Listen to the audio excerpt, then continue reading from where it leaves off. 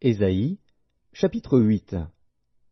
L'Éternel me dit, prends une grande table et écris dessus d'une manière intelligible, qu'on se hâte de piller, qu'on se précipite sur le butin. Je pris avec moi des témoins dignes de foi, le sacrificateur Uri et Zacharie, fils de Béréchia. Je m'étais approché de la prophétesse, elle conçut, et elle enfanta un fils.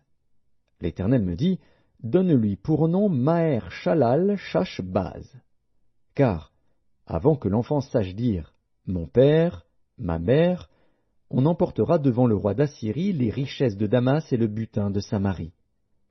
L'Éternel me parla encore, et me dit, parce que ce peuple a méprisé les eaux de Siloé qui coulent doucement, et qu'il s'est réjoui au sujet de Rétsine et du fils de Remalia, voici, le Seigneur va faire monter contre eux les puissantes et grandes eaux du fleuve, le roi d'Assyrie et toute sa gloire.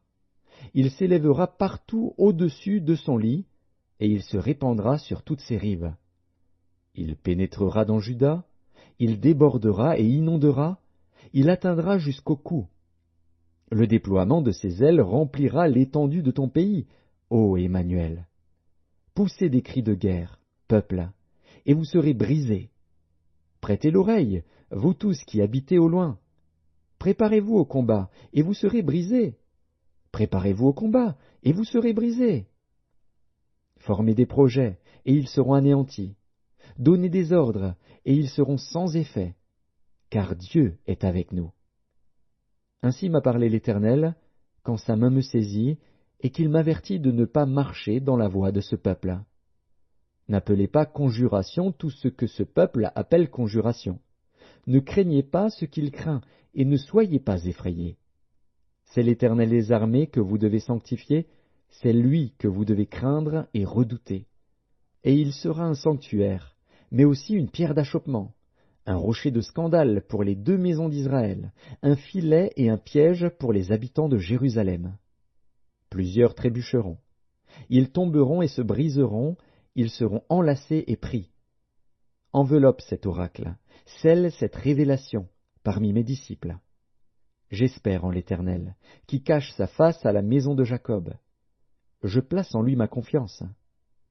Voici, moi et les enfants que l'Éternel m'a donnés, nous sommes des signes et des présages en Israël, de la part de l'Éternel des armées, qui habite sur la montagne de Sion. Si l'on vous dit, consultez ceux qui évoquent les morts et ceux qui prédisent l'avenir, qui poussent des sifflements et des soupirs, répondez, un peuple ne consultera-t-il pas son Dieu? S'adressera-t-il aux morts en faveur des vivants?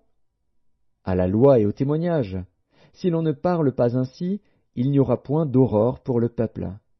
Il sera errant dans le pays, accablé et affamé, et, quand il aura faim, il s'irritera, maudira son roi et son Dieu, et tournera les yeux en haut. Puis il regardera vers la terre, et voici, il n'y aura que détresse, obscurité et de sombres angoisses. Il sera repoussé dans d'épaisses ténèbres.